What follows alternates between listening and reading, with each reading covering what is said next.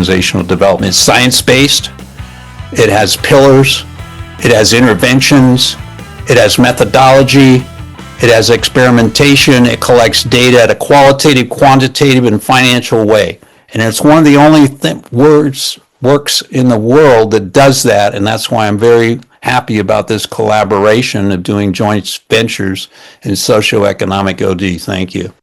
All right, so here is the new cover for the book, Reclaiming the Magic, and a new subtitle, Socioeconomic Organizational Development. I call it S.E.O.D for short, proposal. So I'm integrating a lot of what you've heard today and putting it in this project for a pilot proposal to Disney Burbank Studios. And we have 4 people located there from our network, and I lived there for 15 years. And surprise, I also applied for the Director of Organizational Development to Disney Corporation. You know, I don't know if they'll hire somebody that's 77, but we're about to find out. And you know, the salary's okay, but I would really like to do the work in org development. You may not know it, but I've for 20 years been a researcher in organizational development for Disney projects. Not working for Disney, but I'm a Disney historian, a Disney person, and you're going to see it here in what I present. Now, so I call it S.E.O.D, Socioeconomic Organizational Development. So instead of using the usual purview as the integrator, I'm not doing that anymore. I'm using this acronym S.E.O.D. So I'm going to give you some background in it. So we've got 5 pillars. I've been working on this over the weekend. So there's purview, and that is a coaching approach to getting at root causes, people's emotional and thinking issues. And it involves restoring, which is something that Grace Ann and I have worked on for 30 years. And there's a lot of pubs on that. And there's a socioeconomic approach to management, which is 20 years of work with Henri Saval, Bernice Zardet, Mark Bonet, and Amandine Saval, one of the biggest consulting companies in the world. 2,300 organizations have been through it. I'll be giving you something very specific about it today. There's axiogenic. We've had a couple of presentations here and on the Enthinkment Circle on Tuesdays by Harvey Schoof and by Peter Demarest. So the axiogenic is something that we consider a pillar of what we do. And when I say what we do, I mean S.E.O.D. So if you book some of our consultants and artists and coaches, and you're looking for these 5 pillars in combination, that's what we do. Then we have GLOW, which is Olivia and Tom's work in gratitude, love, and organizational wisdom. And what I'm going to do is feature each of these along with the general construct of gratitude, because I think it's really important to build an appreciative inquiry, what David Cooperrider calls appreciative inquiry and gratitude. So I've got these 5 pillars, and so other people are doing other things, but I think they're all pieces of the pillar, and I want to show you that. Now, one of the things that's going on here is storytelling, according to Saval and company, is necessary but not sufficient to elaborate a relevant representation of the object under study. In other words, if you're doing socioeconomic organizational development or any kind of coaching or any kind of consulting and involves storytelling, it's not sufficient. And I'm going to show you what's not sufficient about it and what to do about it, and recognize you're talking to somebody that has almost 50 years of experience studying storytelling and consulting. So this is what I want to bring out. Now, this work is the 3 pillars of socioeconomic approach to management, and they're foundational pillars in SEAM, So it's like pillars supporting the pillar of SEAM and S.E.O.D work. The three areas are cognitive interactivity, unlocking collective intelligence, contradictory intersubjectivity, navigating a we space, and I'm going to give you examples of all these strange, wonderful words, and generic contingency, which is kind of the science part that we spent a lot of time talking to Carol Gorlick about this weekend and last weekend, which is building a science of story-driven change, and it's the science part of it. I'd say there's sciences involved in all three pillars. Let me introduce them to you one at a time, starting with cognitive interactivity.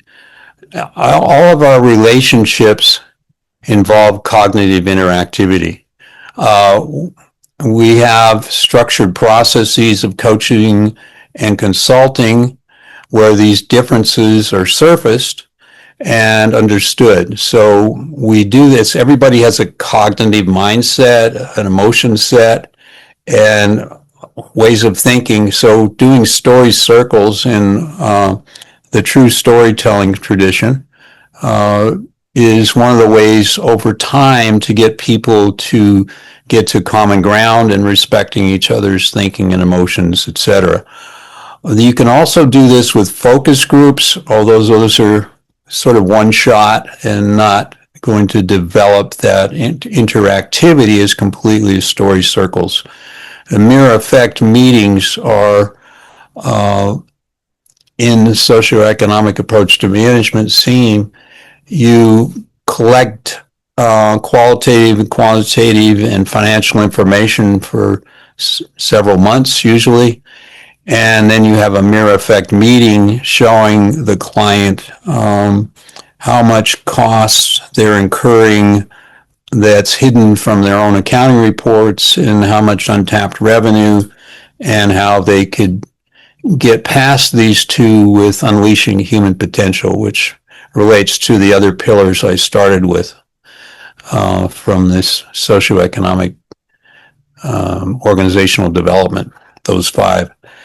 So we do intervention projects to change the level of cognitive interactivity. So I'm just talking about the way people think and emotionalize about their life and work and their life in the world, and doing these projects to deal with costs and revenues.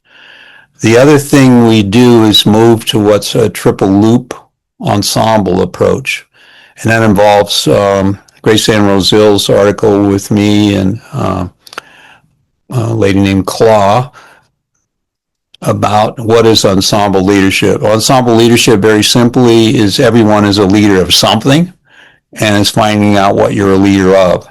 And it's moving from single loop command and control leadership, which is top-down command and control, typical American kind of style, to a double loop, which includes an open system approach added to the single loop of controlling deviations in that cybernetic way.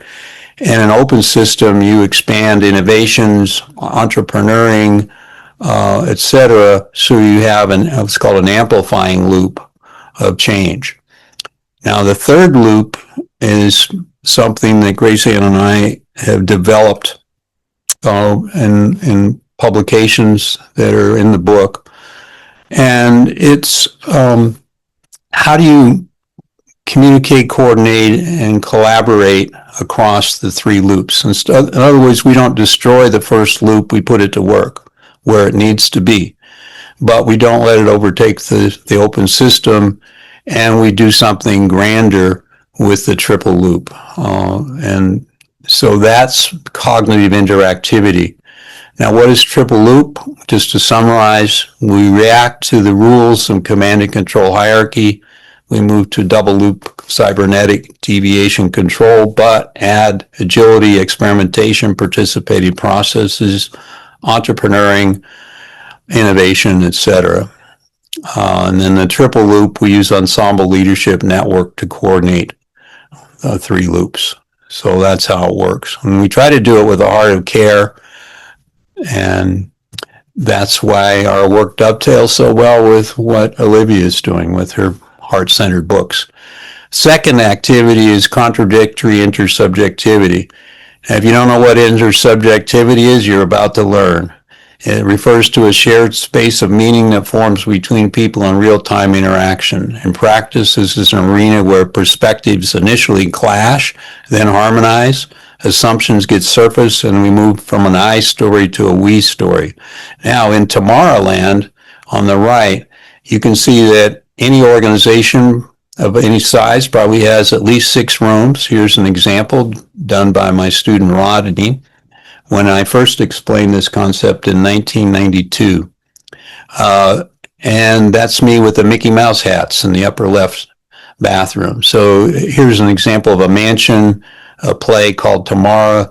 You go to different rooms, but you can only be in one room at once. So when you're moving from room to room, you can talk to other people and say, what was going on in the room you were in? Because I was up there in the bathroom, woman taking a shower. Oh, I was in the chef room. Oh, I was in the dining room. Oh, I was in the foyer. I was in the bedroom. You know, so you start to share what's going on. So the same thing happens at Disney or any other corporation, every one of them. You can't be in all the rooms at once, all the buildings at once, all the continents at once. So you're always playing catch up. And your intersubjectivity is being navigated as you try to get to we space. So the meanings of words of action and actions are dependent on context is the chief learning point of contradictory intersubjectivity. Now, here's an example of this from the work of Harold Garfinkel. I'll kind of read the dialogue on the left. Dana succeeded in putting a penny in a parking meter today without being picked up.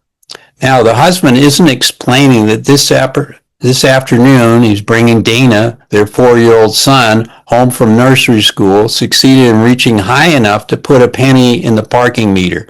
Doesn't have to explain that to his wife. His wife knows full well the height of Dana, what Dana has done relevant to parking meters, how old Dana is, etc. So we speak in very terse forms. So the little sentence on the left communicates a lot of stuff on the right. It's called context. Then the wife says, did you take him to the record store? Now that sounds like, why would she ask that? But since he put a penny in the meter, that means that you stopped while he was with you. I know that you stopped at the record store either on the way to get him or on the way back. Was it on the way back so that he was with you, or did you stop there? Now the husband understands this little terse comment. Did you take him to the record store? And says no, to the shoe repair shop. And in his mind, it's saying, no, I stopped at the record store on the way to get him and stopped at the shoe repair shop on the way home, blah. So then the wife says, what for? What for? Typical question you get in a marriage. And the wife is thinking, I knew of one reason why you might have stopped at the shoe repair store. Why did you, in fact? The husband said, oh, I got some new shoelaces for my shoe. As you will remember, I broke a shoelace. And the final interaction, the wife says, your loafers need new heels badly. Something else you could have gotten that I was thinking of. So the whole point of this presentation, and I actually worked with Harold Garfinkel when I was a professor at UCLA, and we worked in the medical institute where he was a professor and actually worked on these kinds of things, and I apply them to organizations. That's why I love coaching and love consulting. So how is contradictory intersubjectivity negotiated? Well, I just told you the husband and wife thing. They speak in code. Police departments speak in code. Fire departments speak in code. Any human relationship that has more than several meetings begins to develop their own code and meetings. So let's deal with the last one, the contradictory, let me see. Oh, it's the generic contingency. I lost my place. I'm sorry, I have to go back. Okay. Yeah, all right. Sorry. Generic contingency, that's the word I was looking for. All right. All right. So generic contingency is the science in the socioeconomic approach to organizational development. And these three sets of terms, the three pillars I want to emphasize come from the work of Henri Saval and Véronique Zardet. Most of the work on them is in French, and I've had to learn French, translate from French to bring you this presentation. Some of it you find bits and drabs in French dissertations, but anyway, it's been a labor of love.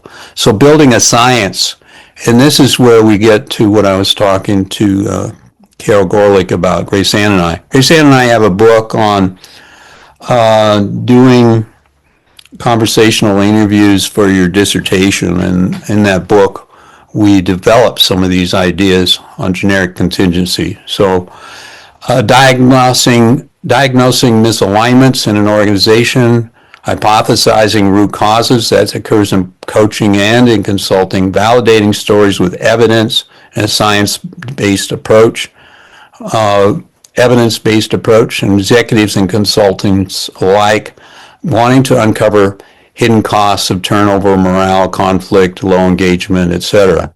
So high alignment interventions with strategic goals and diagnosis. We want to prevent diagnosis without transformation. So that generic contingency comes from the work of Charles Saunders Peirce. Grace Ann and I went to New Zealand. I went there twice in a row on a fellowship, and they had all of his works of Charles Saunders Peirce. And he talks about three things: abduction, what's surprising, but you don't have a theory for it. You don't even have an hypothesis, but you might make a guess that could become a hypothesis. And then do what's called inductive cases and theory building. So in deduction, we got a theory. We develop a theory. If this hypothesis that maybe comes out of abduction is true, what else would we expect to see in inductive cases we collect or other people collect? Induction, that's the cases. What patterns emerge from actual cases? Does the evidence hold? What if there is a black swan effect? I don't know if you know, but people used to believe there are only white swans on the earth. And then by collecting more cases and noticing, oh, there are black swans and white swans and speckled swans and some other kinds of swans. So that kind of gives you an idea of the depth that we go to in a socioeconomic approach to organizational development. It's science-based, it has pillars, it has interventions, it has methodology, it has experimentation, it collects data in a qualitative, quantitative, and financial way. And it's one of the only works in the world that does that, and that's why I'm very happy about this collaboration of doing joint ventures in socioeconomic OD. Thank you.